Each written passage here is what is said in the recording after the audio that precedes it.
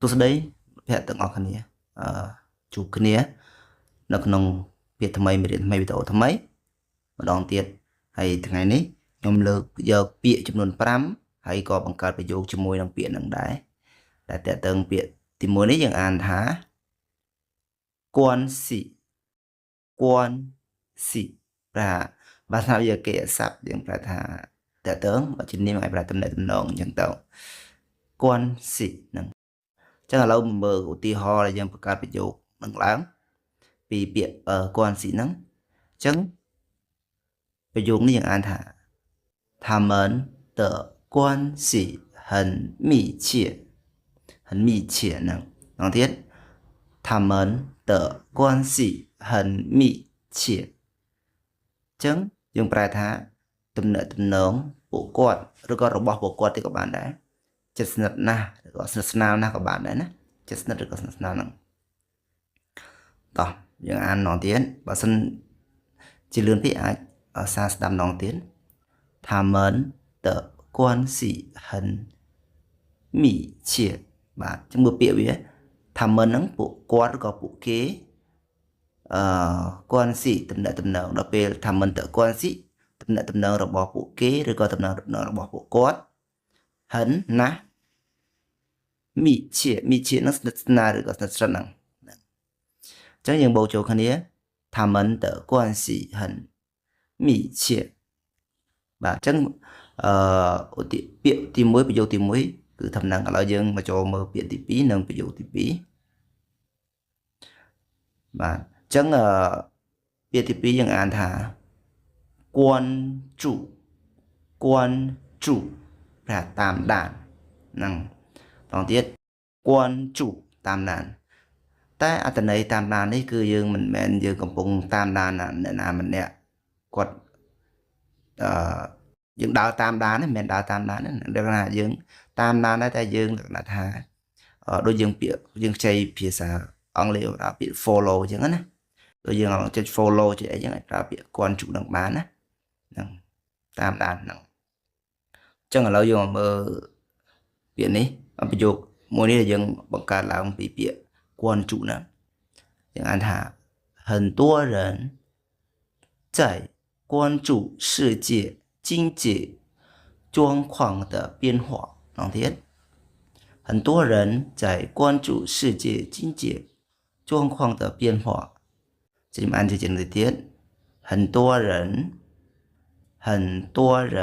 在关注世界经济状况的变化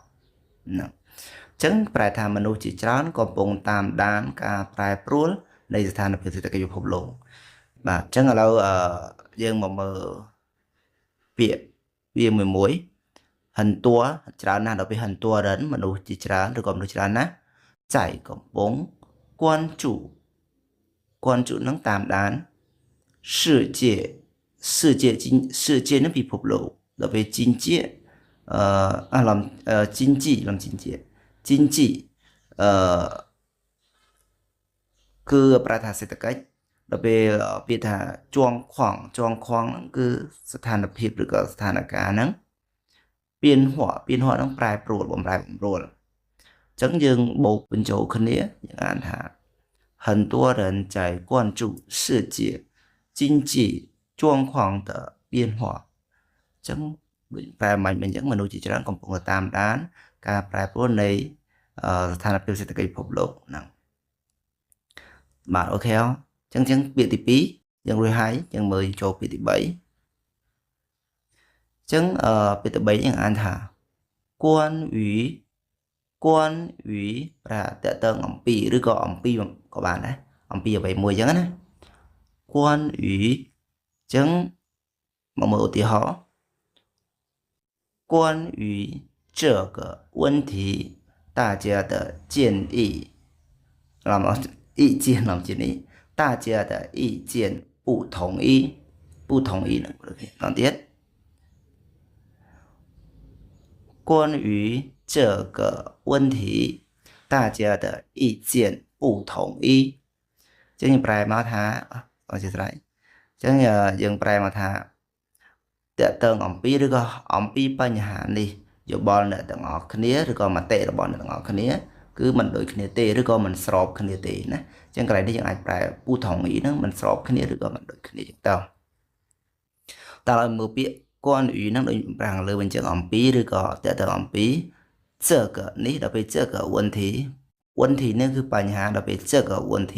បញ្ហានេះ大家ទាំងអស់គ្នា大家的意见ហ្នឹងគឺយោបល់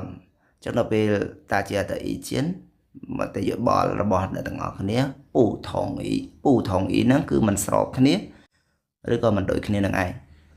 ចឹងយើងដកចូលគ្នាមក关于这个问题大家的意见不同意ហ្នឹងហើយធម្មតាតែមានបញ្ហាយោបល់អីគឺកម្រវាមានដូចគ្នាទាំងអស់តែយើងអាចជ្រើសរើសយកមតិភាគច្រើនឬក៏មតិយោបល់ដែលល្អអញ្ចឹងណាបាទអញ្ចឹងឥឡូវមើលទី4អញ្ចឹងទី4នេះអានថាយើងអានថា关心ប្រែខ្វល់ខ្វាយឬយកចិត្តទុកដាក់អញ្ចឹងខ្វល់ខ្វាយនេះគឺកំពុងតែយើងគិតបារម្ភពីអ្នកណាម្នាក់មិនមែនមានទុកខ្វល់ខ្វាយទេហ្នឹងអញ្ចឹងតោះឥឡូវយើងមើលអានទៀត关心ខ្វល់ខ្វាយឬក៏ចិត្តទុកដាក់អញ្ចឹងមកមើលឧទាហរណ៍要学会关心对方不要只考虑自己两天要学会关心对方不要只考虑自己ចឹងថាត្រូវរៀនចេះខ្វល់ខ្វាយពីអ្នកយើងបើយើងឲ្យនិយាយខ្លីបើខ្វល់ខ្វាយហើយឬគិតពីអ្នកដតីឬអ្នកម្ខាងទៀតចឹងណាចឹងកុំគិតតែពីខ្លួនឯងឬក៏ខោលីហ្នឹងយើងប្រើពិចារណាយើងអាចប្រើពិចារណាបានដែរណាពិចារណាខ្លួនឯងគិតតែពីខ្លួនឯងចឹងទៅចឹងឥឡូវយើងមកមើលពាក្យវាយ៉ាវត្រូវ学会រៀនចេះឬក៏ចេះក៏បានណាយ៉ាវ学会ត្រូវរៀនចេះ关心ហ្នឹងយកចិត្តឬក៏ខ្វល់ខ្វាយ对方ហ្នឹងភាគីម្ខាងទៀតចឹង关心对方បារម្ភខ្វល់ខ្វាយពីភាគីម្ខាងទៀតហ្នឹងហើយឬមួយក៏យើងអាចដាក់ពាក្យរិនក៏បានដែរឡើយនេះអញ្ចឹង不要只ហ្នឹង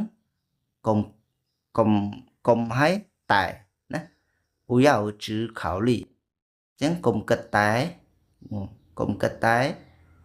考虑自己កុំគិតតែពីខ្លួនឯងហ្នឹងហើយអញ្ចឹងមកចូលគ្នា要学会关心对方不要只考虑自己ហ្នឹងកុំចេះគិតខ្វល់ខ្វាយពីគីម្ខាងទៀតកុំគិតតែពីខ្លួនឯង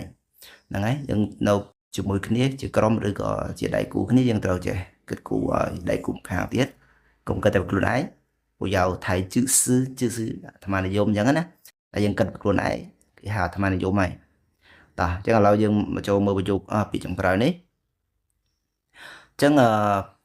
ពាក្យចុងក្រោយនេះយើងអានថាគួនសាំងបិទហ្នឹងដោយបិទទ្វារបិទអីមិនមែនយកអីទៅបិទភ្ជាប់អីមួយទេហ្នឹងគួនសាំងបិទអញ្ចឹងឧទាហរណ៍你离开的时候记得把门关上你离开的时候记得把门关上អញ្ចឹងប្រែថាពេលចេញទៅកុំភ្លេចបិទទ្វារផងអានេះខ្ញុំប្រែដើម្បីឲ្យយើងងាយស្រួលស្ដាប់ណាយើងប្រែយើងបន្ថែមន័យតិចកាច់ន័យតិចតែបើសិនយើងប្រែតាមពាក្យវាហ្មងយើងប្រែថា你离开的时候ពេលដែលអ្នកចាក់ចេញហ្នឹងពេលដែលអ្នកចាក់ចេញទៅជីតើត្រូវចាំបិទទ្វារផងហ្នឹងជីតើហ្នឹងប្រែចាំប៉ុន្តែបើពាក្យយើងអាសានិយាយហ្នឹងយើងតែងតែនិយាយពាក្យធម្មតាដែលយើងប្រើក្នុងចាំថ្ងៃយើងតែនិយាយថាកុំភ្លេចបិទទ្វារផងហ្នឹងអញ្ចឹងក៏ខ្ញុំប្រែបែបហ្នឹងទៅណាជីតើហ្នឹងប្រែចាំណាចាឥឡូវមើលពាក្យនេះអ្នកលីខៃចាក់ចេញដល់ពេលតើ时候ហ្នឹងគឺពេលហើយអញ្ចឹងនេះលីខៃ的时候ពេលដែលអ្នកចាក់ចេញទៅ记得ត្រូវចាំ把门关上បិទទ្វារផងណាអញ្ចឹងយើងប្រែអញ្ចឹងក៏បានដែរត្រូវចាំបិទទ្វារផងអញ្ចឹងក៏បានប៉ុន្តែបើតាមខ្មែរយើងទម្លាប់ប្រែថា